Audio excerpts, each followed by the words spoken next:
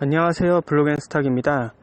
XRP가 증권이다라는 주장이 제기되고 소송을 당한 지 열흘 정도가 지났습니다. 때문에 특히 리플, 즉 XRP 홀더분들께서 XRP가 증권에 해당하는지, 그래서 XRP가 증권이 되면 리플이 망하고 내 돈도 다 날아가는지 우려가 많으신 것 같습니다. 우선 논의를 좀 더 명확하게 하기 위해서 리플과 XRP를 구분부터 먼저 짓도록 하겠습니다. 이 영상에서는 리플사가 발행한 암호화폐 XRP 소송권에 초점을 맞출 것이고, 그래서 XRP가 정말 증권인지, 증권에 만약에 해당한다면 대체 어떤 조건들을 만족해야 하는지 살펴보고, XRP가 증권이 되면 정말 리플이 망해버리는지까지 총정리해서 말씀드리겠습니다. 다른 채널에서도 심도 깊게 다뤄지지 않은 내용이기도 하고 자료들의 내용이 조금 어려울 수 있기 때문에 보시는 분들이 어렵게 느끼실 수도 있습니다. 이 영상 하나만 끝까지 보셔도 최대한 이해하시기 쉽게 구성하였고, 물론 이해하기 쉽다고 해서 결코 내용이 빈약하거나 부실하지는 않습니다. 팩트로만 구성을 해서 천천히 설명드리겠습니다.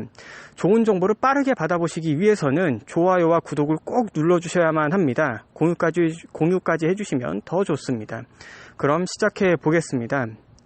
XRP가 증권에 해당하는지 알기 위해서는 우선 증권이 대체 뭔지부터 알아야 합니다. 네이버에만 쳐봐도 증권에 대한 정의가 많이 나오긴 하지만 더욱 확실하고 공신력 있는 정의를 위해서 미국 증권거래위원회 SEC는 증권을 뭐라고 정의하는지부터 확인해 보겠습니다. 우선 증권은 영어로 Securities입니다. 미국 증권거래위원회 홈페이지에 접속해서 Security를 검색해 보았습니다. 검색 결과를 보면 다른 어느 검색 엔진을 통해 검색했을 때보다도 훨씬 심플하게 해당 용어에 대해 정의를 해주고 있는 모습입니다.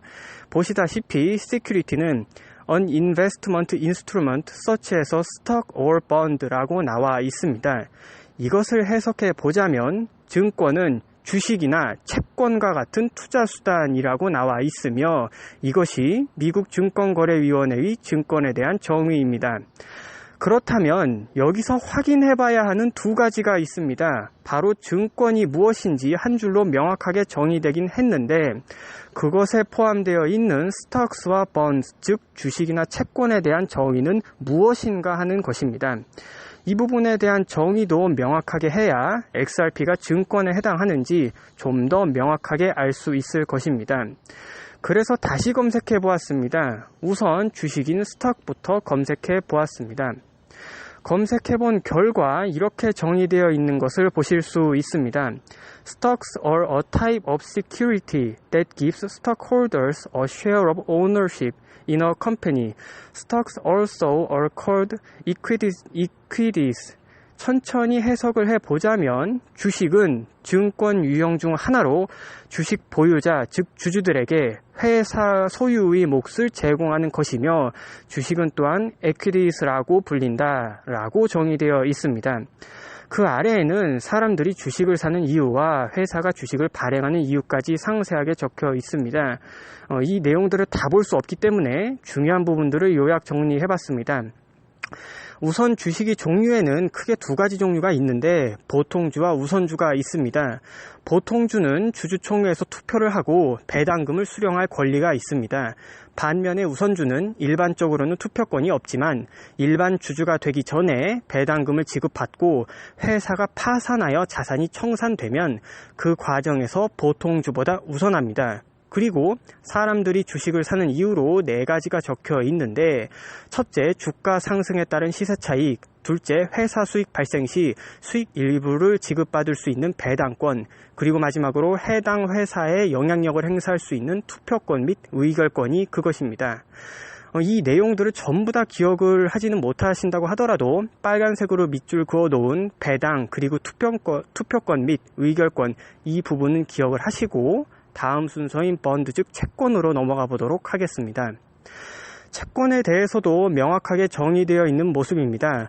A bond is a debit security similar to an IOU. Borrowers issue bonds to raise money from investors willing to lend them money for a certain amount of time. 이를 해석해 보자면 채권은 차용증서와 유사한 채무증서입니다. 차용자 즉 채무자는 일정 기간 동안 그들에게 돈을 빌려줄 투자자들로부터 돈을 모으기 위해서 채권을 발행합니다. 라고 정의하고 있습니다. 그 아래에는 앞서 설명드렸던 주식처럼 사람들이 채권을 구입하는 이유와 어떤 채권들이 있는지 설명되어 있는데 이 부분 역시 다 볼 수 없기 때문에 중요한 내용들 위주로 정리해 보겠습니다.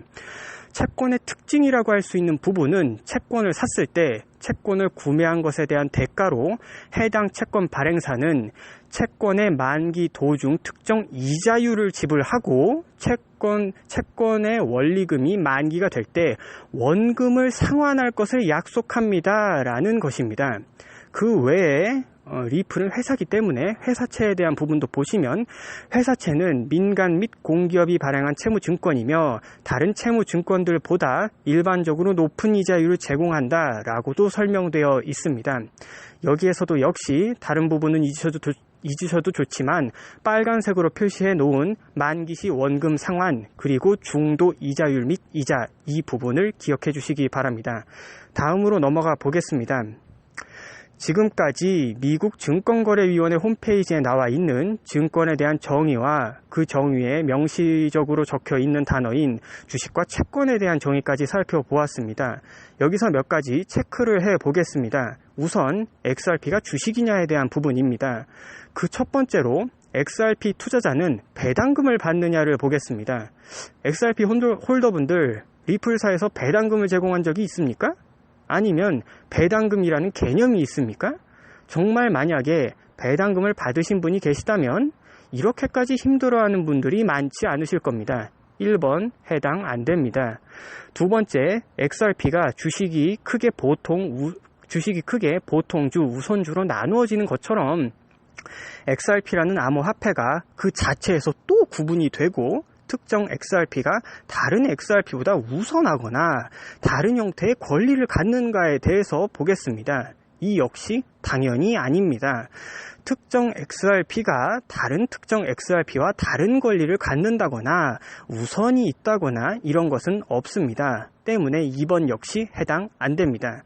세 번째, XRP 투자자들에게 해당 리플사에서 어떤 사업을 벌일 때 그것에 찬반을 논할 수 있는 투표권이나 의결권이 있는가, 그리고 주주총회라는 것이 있는가 하는 부분에 대해서 보겠습니다. 사실 이런 내용들은 XRP 홀더분들이 더 잘 아실 텐데 이런 것은 존재하고 있지 않습니다.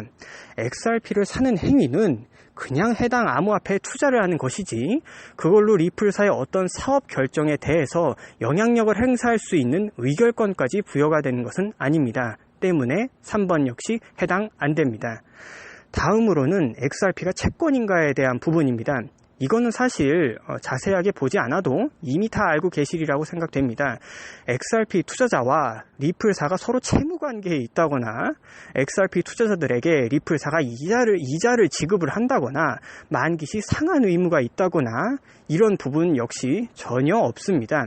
물론 이번 소송의 원고인 데이비드 오코너의 주장에 따르면 리플사가 벌인 끝없는 ICO가 IPO와 유사한 형태를 가지고 있으며 토큰은 미래 수익을 보장하는 배당금의 형태를 가졌다라고 주장을 하긴 했으나 이 부분은 엄밀히 말하면 주식에서 정의하는 배당금과는 차이가 있음을 아실 수 있을 겁니다. 따라서 정리하자면 XRP가 미국 증권거래위원회에 나와 있는 증권에 대한 정의 부분에서 정확하게 명시하고 있는 두 가지인 주식이나 채권에 해당하기 위해선 이 모든 것들에 부합해야 하고 일반인 분들께서도 충분히 이해하실 만한 시선으로 살펴보더라도 XRP의 증권 적용 여부는 어불성설이 아주 많다라고 할 수 있습니다. 특히 배당금, 의결권, 이자 지급, 만기 상환 이런 부분들은 XRP를 직접 구매해 보신 분들이 보시면 어처구니 없다고 생각하실 수 있습니다. 그러나 XRP가 주식이나 채권에 부합하지 않기만 하면 XRP가 증권이 아니라고 말할 수 있을까요? 정답은 아니다이며 이 영상에서 다루고자 하는 가장 중요한 파트가 지금부터입니다. 지금부터는 미국 연방 대법원의 판례 중 하나를 살펴보면서 XRP가 주식이나 채권에 부합하지 않는다고 해도 증권으로 분류가 될 가능성이 존재할 수 있으며 리플이 해당 소송에 휘말린 근거 중 하나가 되는 내용에 대해서 살펴보도록 하겠습니다. 이 내용을 모르셔서 리플 소송 기사를 아무리 읽어봐도 이해가 안 되셨으리라고 생각됩니다. 다시 말씀드리지만 좋아요와 구독을 꼭 눌러주셔야 유용한 정보와 알찬 상식을 남들보다 더 빠르게 받아보실 수 있습니다. 꼭 구독이랑 좋아요, 공유까지 부탁드리고 한 가지 밝혀놓고 가겠습니다. 설명 중 포함되는 의견은 유권 해석이 아니며 리플사 혹은 해당 소송의 원고 어느 한쪽도 대변하는 것이 아님을 사전에 밝힙니다. 판례에 대한 내용이라 조금 어려울 수도 있겠지만 최대한 이해하시기 쉽도록 설명드려 보도록 하겠습니다. 미국은 기본적으로 영미법을 따르는 나라이고 영미법을 따르는 나라는 판례법주의를 따릅니다. 여기에서 소개하고자 하는 것이 하위라고 하는 하위 컴퍼니 회사의 그 공동 운영 기업인 중 한 명과 미국 증권거래위원회 SEC와의 소송에서 나온 판례를 통해 미국 대법원이 만든 하위 테스트라고 하는 것입니다. 이 하위 테스트와 이런 판례가 나온 배경부터 먼저 간단하게 말씀드리겠습니다. 미국 플로리다에 본사를 둔 2명의 기업인이 운영하는 하위 컴퍼니가 있었는데 이 회사는 감귤 농장을 운영하고 있었습니다. 이 회사를 운영하던 2명의 기업인 중 한 명인 하위가 사업 확장 및 자금 조달을 위해서 해당 감귤나무 숲, 즉 감귤 농장, 그것을 부동산 계약을 했는데 하위가 해당 감귤 농장 매수인, 즉 감귤 농장 투자자들에게 그들이 구입한 토지를 다시 하위에게 양도할 수 있는 선택권을 줍니다. 이를 통해 하위는 투자는 투자대로 받고 해당 감귤 농장에서 감귤류를 수확해서 이를 통해 수익을 얻을 수 있게 되었고 토지 매수인 즉 투자자들은 대부분 농부도 아닌 상황에서 하위에게 임대료 및 감귤 재배 수익을 받을 수 있어서 좋아하는 상황이었습니다. 이게 가능한가 하시는 분들이 계실 수 있어서 말씀드리자면 상업시설 분양과 비슷한 면이 있다고 설명드릴 수 있습니다. 해당 공간에 대한 매수자 즉 투자자분들은 분양을 받은 후 본인들이 직접 운영하지 않고 관련 운영대행 전문 회사가 운영을 대행해서 투자자분들은 가만히만 있으셔도 일정 수익을 받는 방식이 이 사례와 유사한 측면이 있습니다. 여기서 미국 증권거래위원회가 걸고 넘어집니다. SEC는 이 행위는 임대 계약이 아니라 투자 계약이고 이에 따라 유가 증권 등록 성명을 제출해야 하는데 그렇지 않았으니 위반이라면서 하위를 고소하게 됩니다. 그 결과 미국 대법원은 미국 증권거래위원회 SEC의 손을 들어 주었고 해당 판례를 통해 특정 거래가 투자계약, 즉 이에 따라 증권 등록 요건에 적용을 받는지 결정하는 테스트를 만들게 됩니다. 그리고 이 테스트가 바로 피고인의 이름을 딴 하위 테스트가 되게 됩니다. 이 하위 테스트를 통해 투자 계약으로 간주되게 되면 이러한 거래는 유가 증권으로 간주되게 되고 증권법의 적용을 받게 됩니다. 이를 판단하는 데 있어서 4가지 사항이 있는데 하나하나 보면서 XRP가 그것들에 해당하는지 대입을 해 보겠습니다. 어디서는 이걸 줄여서 3가지라고 보는 견해도 있는데 그것은 잘못된 견해입니다. 도대체 누가 그런 소리를 하는지 모르겠습니다만 해외 변호사분들 및 관련 법률 사이트를 찾아보면 분명 관련 사항이 4가지라고 나와 있습니다. 그럼 시작해 보겠습니다. 해당 자료는 1893년 이래 미 연방 대법원 판례를 모두 볼 수 있는 파인들러의 자료를 그 근거로 합니다. 본래의 의미가 훼손될까봐 영문 표현으로 가지고 왔습니다. 첫 번째부터 살펴보겠습니다. 첫 번째 사항은 invest of money, 돈에 투자가 있어야 한다입니다. 이 첫 번째 사항이 처음에는 돈에만 해당되었으나 그 후에는 자산 투자도 포함되도록 확대가 됩니다. 이를 XRP에 대입해 본다면 어찌 됐건 돈에 투자가 있었던 것은 사실이 될 것입니다.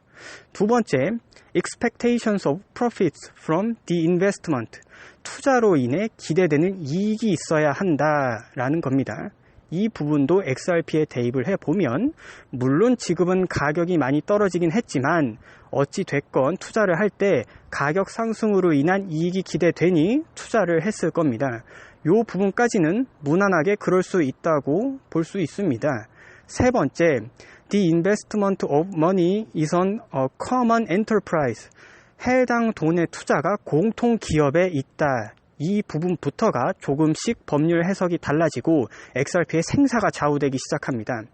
여기서 공통 기업이라고 하는 것은 아직까지 용어가 명확하게 정의되어 있지는 않은 상태입니다.